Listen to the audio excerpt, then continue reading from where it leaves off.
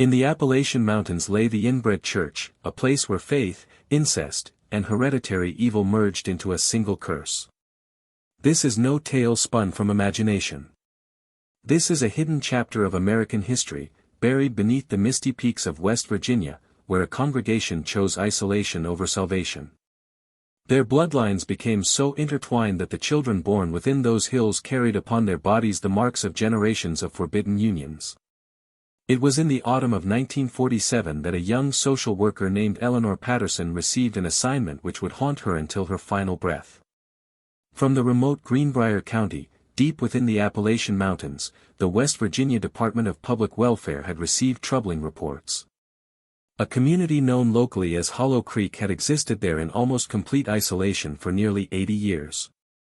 The report told of children with unusual physical characteristics. It spoke of a church that held absolute power over its members and of families whose genealogical trees resembled not branches reaching outward, but roots tangled upon themselves. Eleanor was 32 years old, a graduate of the University of Charleston, and for 6 years she had documented poverty in rural communities. Yet nothing in her experience could have prepared her for what awaited in Hollow Creek. Treacherous was the journey itself. 12 miles before the settlement, the last paved road ended. The final stretch Eleanor traveled on a narrow dirt path carved into the mountainside, her government-issued vehicle struggling against the steep incline. In the nearest town of Lewisburg, the locals had warned her not to go. They spoke of Hollow Creek in hushed tones, calling it the place where God forgot to look. When Eleanor finally arrived, the scene before her seemed frozen in time. Lining a single unpaved street were wooden structures, weathered by decades of harsh mountain winters. There was no electricity to be found, no telephone lines, no evidence of the modern world that existed just a few hours away. At the settlement center stood a church, larger than any other building, its white paint peeling but its steeple still reaching defiantly toward the heavens. Check if you're already subscribed to this channel. You won't want to miss our exclusive investigations into America's darkest family secrets that mainstream media refuses to cover. Hit subscribe now to join our community of truth seekers. What struck Eleanor first were the faces. Children played in the dirt road, and as she stepped from her vehicle, they stopped to stare. Their features were strikingly similar, as if the same face had been copied with slight variations across dozens of bodies. They had prominent foreheads, closely set eyes, and jawlines that seemed either too pronounced or too receded. Some of the older children walked with pronounced limps. Others had hands with fewer fingers than nature intended. The founder of this community was a man named Ezekiel Whitmore. According to county records Eleanor had reviewed, Whitmore had arrived in these mountains in 1868. This was just 3 years after the end of the Civil War. He was a former Confederate soldier from Virginia. Deeply religious and deeply distrustful of the outside world, he brought with him his wife Martha, his 3 sons, his 2 daughters, and a fervent belief that God had commanded him to establish a pure congregation, untainted by modern society's corruption. Ezekiel Whitmore preached that his family's bloodline had been blessed by the Almighty. He taught that mixing with outsiders would dilute this blessing, bringing spiritual and physical ruin upon his descendants. Within the settlement's first decade, marriages were arranged exclusively within the founding families. By the second generation, the options for partners had become dangerously limited. By the third, first cousins were wedding first cousins. By the fourth, the unions had become even closer. The church Ezekiel built was called the Congregation of the Sacred Lineage. Its doctrine was simple yet devastating: the purity of the bloodline must be preserved at all costs. Marriage to outsiders was not merely discouraged. It was declared a mortal transgression, punishable by permanent exile from the community and eternal damnation in the afterlife. For the residents of Hollow Creek, no world existed beyond those mountains. The congregation was their universe, and Ezekiel Whitmore and his descendants were their absolute authorities. On that October afternoon in 1947, Eleanor Patterson stood in the dirt road and understood immediately that she had stumbled upon something far more disturbing than rural poverty. This was a community that had been conducting a terrible experiment upon itself for nearly 4 generations, and the results were written in the bodies and faces of every person who called Hollow Creek home. An elderly woman approached Eleanor, suspicion carved into every line of her weathered face. She introduced herself as Sister Agnes and demanded to know why an outsider had violated their settlement's sanctity. Eleanor explained she was from the state government, that she had come to assess the children's well-being. Sister Agnes laughed, a sound utterly without joy. The children of Hollow Creek, she declared, were blessed. They bore the marks of their sacred lineage. Any differences in their appearance or abilities were signs of God's special attention, not afflictions to be pitted by ignorant outsiders. Eleanor would spend 3 days in Hollow Creek during that first visit. What she documented would eventually reach the desks of state officials, medical professionals, and journalists. But the full truth of what had transpired in that mountain community, the depth of the tragedy that had unfolded across generations, would take years to fully emerge.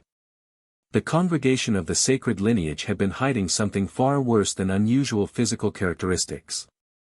Check if you're already subscribed to this channel. Behind the doors of that white church, in the records kept by successive generations of Whitmore leaders, lay evidence of a systematic practice that had produced not just physical deformities, but profound cognitive impairments, shortened lifespans, and a pattern of infant mortality that defied explanation without understanding the true nature of the unions that produced those children. These hidden American histories are being erased, and only together can we ensure they are never forgotten. Subscribe now to witness the truths that others refuse to tell. The documentation Eleanor Patterson gathered during her initial visit to Hollow Creek was disturbing enough to warrant a full investigation. By November of 1947, a team of 3 additional social workers and a physician from Charleston had joined her in the remote settlement.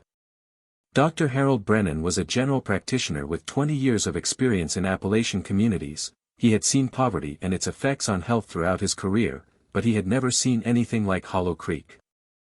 The congregation had grown wary of the outsiders, but they could not prevent the investigation entirely. State law required cooperation with welfare assessments, and the community's current leader, Pastor Jeremiah Whitmore, the founder's great-grandson, grudgingly allowed limited access. Dr. Brennan conducted examinations of 47 children under the age of 15. His findings painted a picture of systematic genetic deterioration. 18 of the children showed signs of developmental delays ranging from mild to severe. 23 exhibited physical anomalies including cleft palates, club feet, skeletal abnormalities, and heart murmurs. 11 had significant vision impairments, and 8 had hearing loss.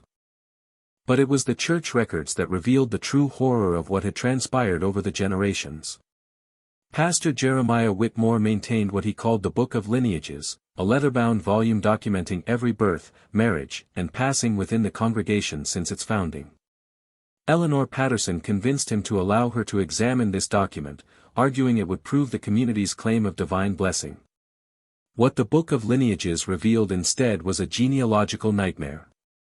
The original Whitmore family had indeed arrived with 7 members in 1868. They were joined within the first year by 2 other families, the Carters and the Hensleys, who shared Ezekiel Whitmore's religious convictions and his distrust of the outside world. These 3 families, totaling 19 individuals, formed Hollow Creek's entire founding population. By 1880, just 12 years later, the first generation of children born in Hollow Creek had reached marriageable age. The Book of Lineages recorded 6 unions that year. All 6 were between first cousins. The entries continued through the decades, and the pattern only intensified. By 1900, the community had grown to 73 members, but the genetic diversity had actually decreased. A significant portion of children born in the 1890s did not survive past their 5th year. The Book of Lineages recorded these passings with simple notations: "Return to the Lord, blessed innocents departed," or simply, "taken." What the book did not record, but what Eleanor Patterson pieced together through careful analysis, was the true relationship between many of these unions. By the 1920s, the available marriage partners had become so limited that unions between half-siblings had become common. By the 1930s, there was evidence that even closer familial bonds had been breached. The congregation had developed an elaborate theological justification for these practices. Pastor Jeremiah Whitmore explained it to Eleanor with the sincere conviction of a true believer. He spoke of the biblical patriarchs Abraham and Sarah, who were half-siblings, of the necessity of preserving pure bloodlines in a corrupt world. He spoke of how God had created Adam and Eve as the only humans, and their children had necessarily married one another to populate the earth. If it was good enough for the creation of humanity, Whitmore argued, it was good enough for the congregation of the sacred lineage. Eleanor Patterson had studied enough history to recognize this argument. It had been used throughout centuries by royal families, by isolated communities, by anyone seeking to justify practices the wider world recognized as harmful. But hearing it spoken with such conviction, in defense of the suffering she had witnessed in the faces of Hollow Creek's children, filled her with a combination of horror and profound sadness. The physical effects of generations of close familial unions were evident everywhere she looked, but the psychological and social effects were equally devastating. The children of Hollow Creek had no understanding of the outside world. They could not read beyond simple biblical passages. They had no knowledge of geography, science, or history beyond the boundaries of their valley. Many of the adults, products of these same unions, struggled with basic reasoning. They followed their religious leaders' instructions without question, not because of deep faith alone, but because they lacked the cognitive capacity to envision alternatives. The women of Hollow Creek bore particular burdens. They were expected to marry young, often by age 14 or 15, and to produce as many children as possible to continue the sacred lineage. Many experienced multiple losses, their bodies giving birth to children who could not survive the genetic damage they carried. These losses were explained as God's will, as tests of faith, as purification of the bloodline. The women were forbidden from expressing grief, from questioning why so many of their babies never drew breath or survived only days. One woman, whom Eleanor called Mary in her official reports to protect her identity, spoke privately to the social worker during the investigation. Mary was 28 years old but looked decades older, her body worn by 7 pregnancies that had produced only 2 surviving children. She whispered to Eleanor about the things she had seen, the babies born with bodies so malformed that even the midwives gasped, the children who reached age 5 or 6 before their hearts simply stopped, the slow realization that had crept over her through the years that something was deeply wrong with her community. Mary had tried to speak to Pastor Whitmore about her concerns. She had been told that her doubts were the whispers of the devil, that questioning the sacred lineage was the gravest transgression possible. She had been made to kneel before the congregation and confess her sinful thoughts. She had been warned that further questioning would result in exile, separation from her surviving children, and eternal punishment. Mary stayed silent after that. She watched her remaining children grow, praying they would be spared the worst effects of their heritage, knowing they would soon be expected to continue the cycle by marrying within the limited pool of available partners. Dr. Brennan compiled his medical findings into a report that he submitted to the West Virginia State Health Department in January of 1948. He recommended immediate intervention, including the removal of children from the community and criminal investigation of the leadership. His report used clinical language to describe what he called a systematic pattern of consanguineous unions resulting in significant genetic deterioration across multiple generations. The response from state officials was not what Dr. Brennan or Eleanor Patterson had hoped for. The post-war period was a time of limited government resources and competing priorities. The remote location of Hollow Creek made intervention logistically difficult. There were concerns about religious freedom, about the rights of communities to live according to their beliefs. There were also, though no official would admit it publicly, concerns about the political implications of exposing such a community to national attention. The investigation was quietly closed in the spring of 1948. Eleanor Patterson received instructions to move on to other assignments. Dr. Brennan returned to his practice in Charleston.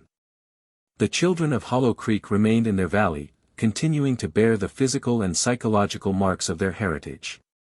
But the story did not end there. The documentation that Eleanor and Dr. Brennan had created would remain in government archives, waiting for a time when society was more willing to confront the truth of what had happened in those Appalachian mountains. The years following the 1948 investigation brought subtle changes to Hollow Creek, though the fundamental practices of the Congregation of the Sacred Lineage continued unabated. The outside world was beginning to encroach upon even the most isolated Appalachian communities. The construction of new highways brought travelers closer to the remote valleys. Electricity reached neighboring towns. Radio signals carried news of a world that was rapidly changing. Pastor Jeremiah Whitmore responded to these developments by drawing his congregation even further inward.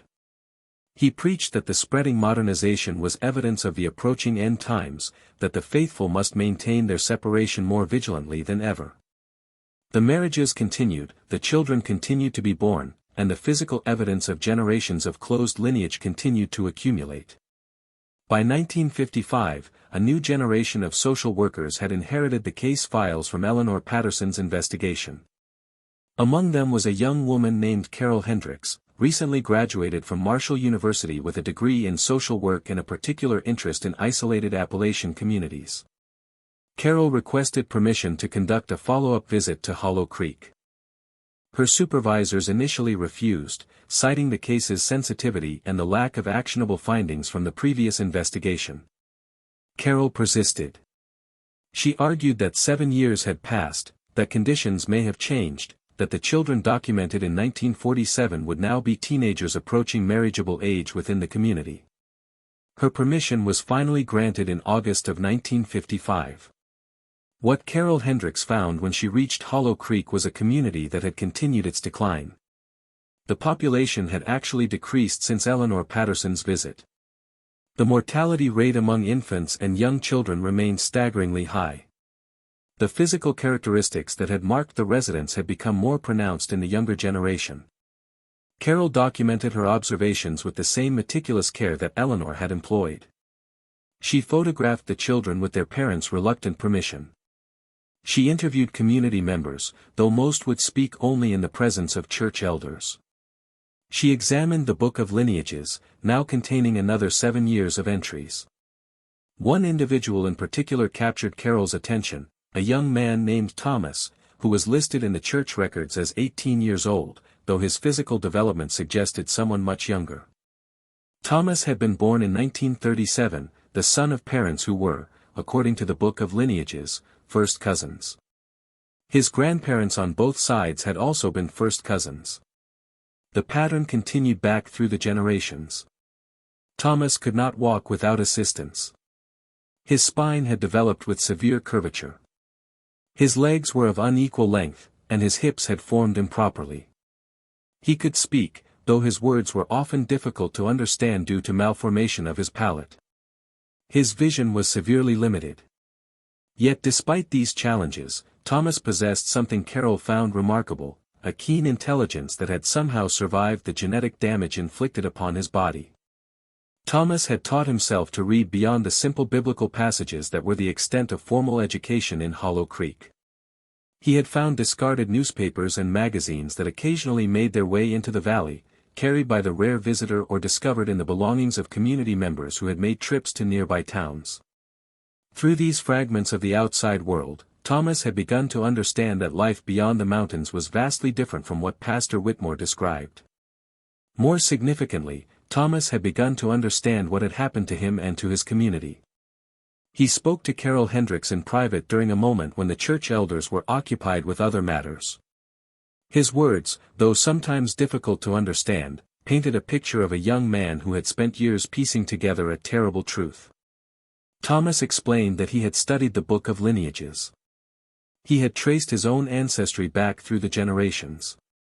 He had counted the names, noticed the patterns, recognized how the same handful of family lines appeared again and again in different combinations.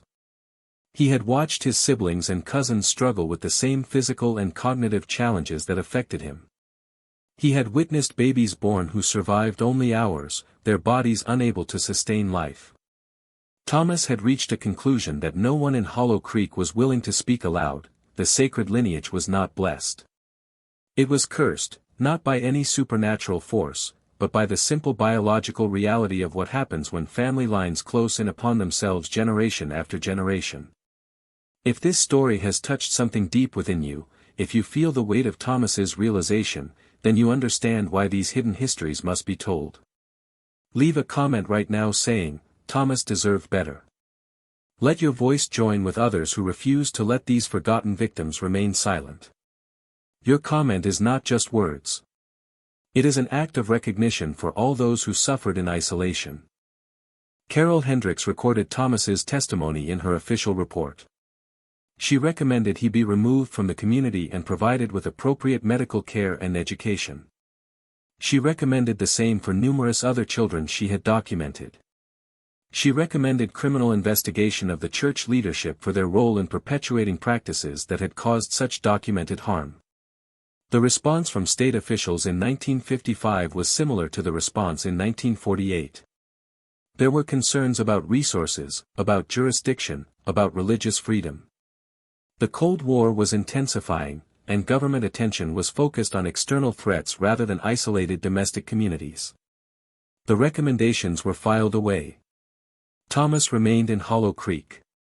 He would never leave those mountains. The 1960s brought profound changes to America. The civil rights movement challenged long-held assumptions about equality and human dignity.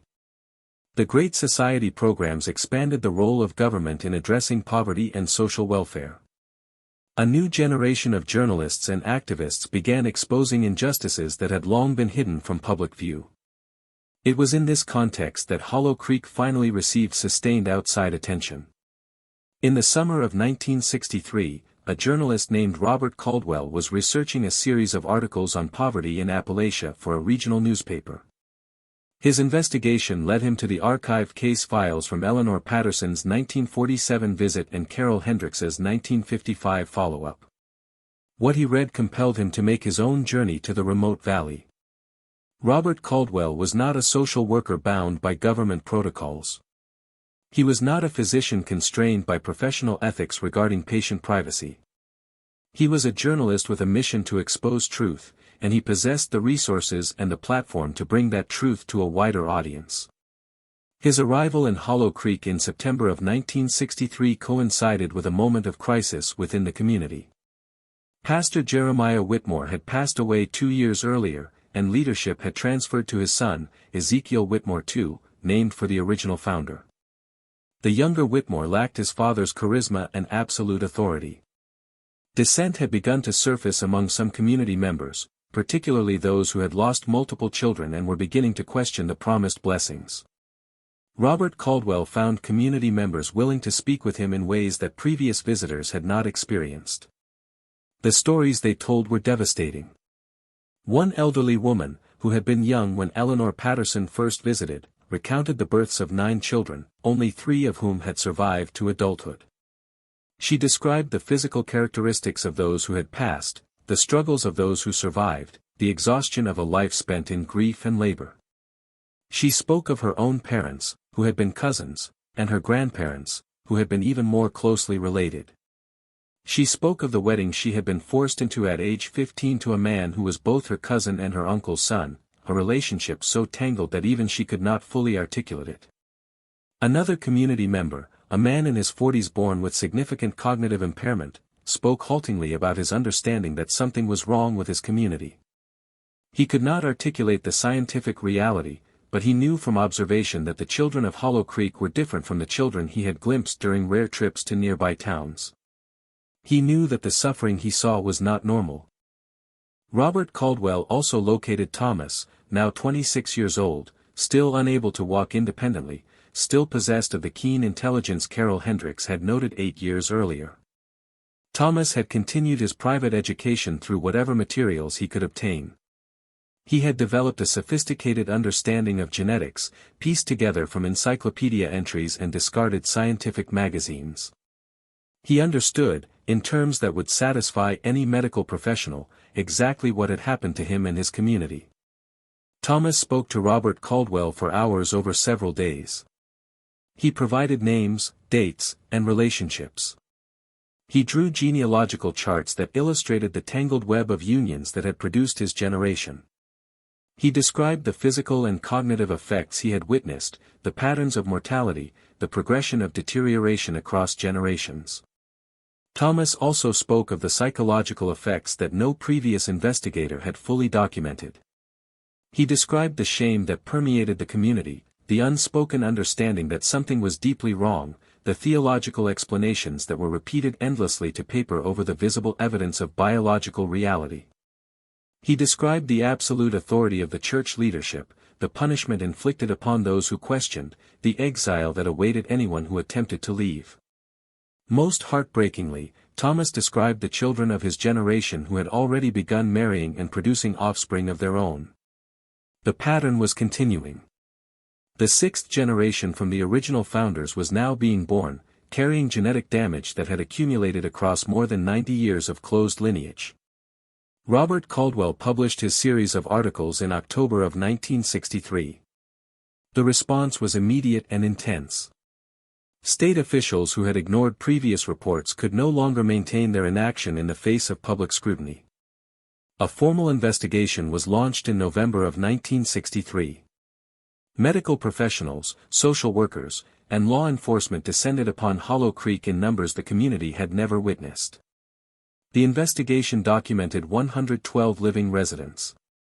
Of these, 87 showed physical evidence of genetic deterioration resulting from consanguineous unions. 63 exhibited cognitive impairment ranging from mild to severe. The Book of Lineages was seized as evidence and subjected to detailed genealogical analysis. The analysis confirmed what Thomas had discovered through his own research. By the fourth generation, virtually every child born in Hollow Creek was the product of unions that would be considered inappropriate by any standard outside the community. By the fifth generation, the genetic effects had become severe enough that a significant percentage of pregnancies ended in loss or produced children who could not survive infancy. Pastor Ezekiel Whitmore II was arrested in December of 1963 on charges related to child welfare violations. The legal proceedings that followed were complex and controversial. Defense attorneys argued religious freedom. Prosecutors argued that no religious doctrine could justify the documented harm inflicted upon generations of children. The case never reached a definitive conclusion. Ezekiel Whitmore II passed away in custody in February of 1964 before his trial could be completed. The cause was listed as heart failure, but those familiar with the medical records noted that he, too, had been a product of the unions that defined his community. The children of Hollow Creek were gradually removed from the settlement and placed in foster care or state institutions. Many struggled to adapt to the outside world they had never known. Some thrived with proper medical care and education. Others bore damage too severe to be remediated. Thomas was among those removed from Hollow Creek. He was placed in a state facility that provided medical care and educational opportunities. He would spend the remaining years of his life there, finally able to pursue the learning he had craved, finally able to understand fully the scientific reality of what had shaped his body and limited his life. Thomas passed away in 1971 at the age of 34. His heart, weakened by the genetic legacy of his heritage, simply stopped. Those who knew him in his final years described a man of remarkable intelligence and profound sadness, someone who had understood too much about his own condition to find peace, but who had found purpose in ensuring that his story and the stories of his community would not be forgotten. The settlement of Hollow Creek was abandoned by 1965.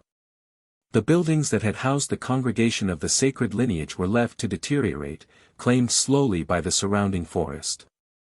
The white church where Ezekiel Whitmore had preached his doctrine of sacred bloodlines collapsed under the weight of snow in the winter of 1972. But the legacy of what had transpired in those mountains did not end with the physical destruction of the settlement. The former residents of Hollow Creek, those who survived and were integrated into the broader world, carried their heritage with them.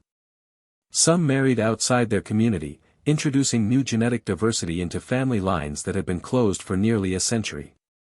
Their children and grandchildren would bear fewer marks of the congregation's practices, though certain characteristics would continue to appear occasionally, genetic echoes of decisions made generations before. Others struggled to escape the psychological damage inflicted by their upbringing. The doctrine of the sacred lineage had been so deeply ingrained that even those who understood its falsehood intellectually could not fully free themselves emotionally. Some returned to isolated communities, seeking the familiarity of separation from the wider world. Some found religion elsewhere, transferring their need for absolute spiritual authority to other congregations. Some found only despair. The medical and social work communities drew important lessons from the Hollow Creek case. The documentation gathered by Eleanor Patterson, Carol Hendricks, and the investigators of 1963 became case study material for professionals training to work with isolated communities. The genetic analysis of the Whitmore lineage contributed to scientific understanding of the effects of consanguinity across multiple generations. Perhaps most significantly, the Hollow Creek case helped establish legal and ethical frameworks for intervention in communities where cultural or religious practices were causing documented harm to children.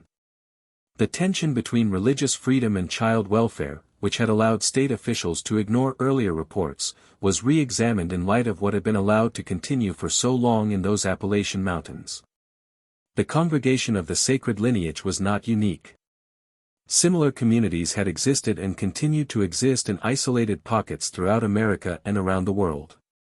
The factors that produced such communities, religious extremism, geographic isolation, distrust of the outside world, had been present throughout human history and would continue to create conditions where harmful practices could persist for generations.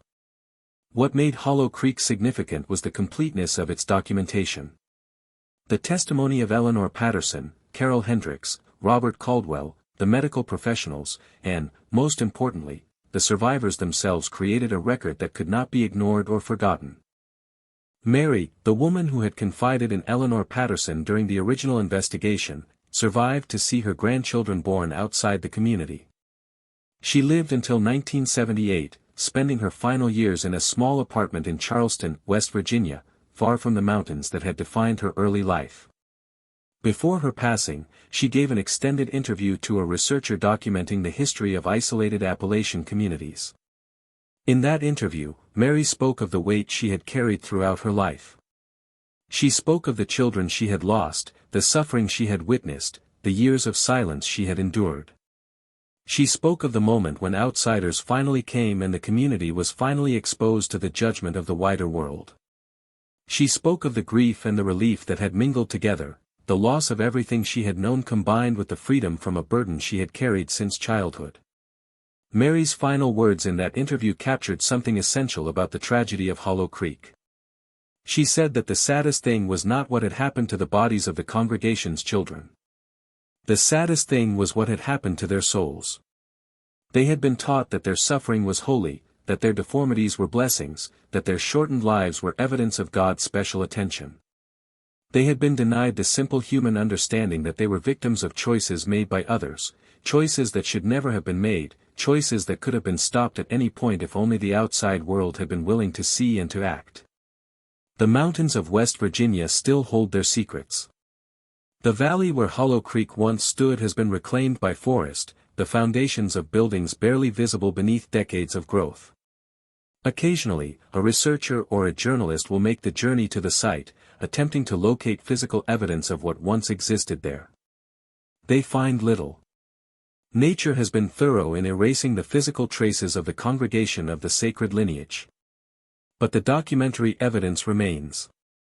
In archives throughout West Virginia and beyond survive the photographs taken by Eleanor Patterson and Carol Hendricks, the genealogical analysis of the Book of Lineages, the medical reports documenting generation after generation of genetic deterioration. All of these stand as testament to what was allowed to happen in those isolated mountains. The story of Hollow Creek is not merely a historical curiosity. It is a warning about the consequences of isolation, of unchecked religious authority, of the human capacity to rationalize harm in the name of belief. It is a reminder that evil does not always announce itself with dramatic villainy. Sometimes it grows quietly, generation after generation, hidden from view, justified by theology, enabled by the indifference of those who could have intervened but chose not to see.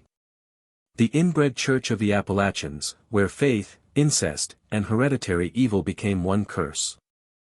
These words capture a reality that unfolded across nearly a century in an American valley that most people will never know existed. The children who were born and suffered and perished in Hollow Creek deserved better.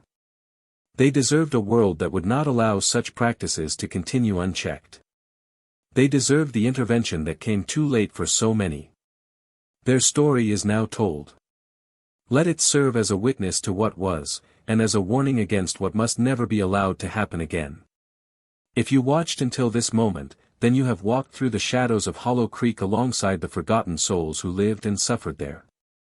You have witnessed a truth that most would prefer to remain buried.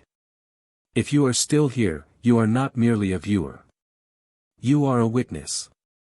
Leave a comment right now saying, "I watched until the end."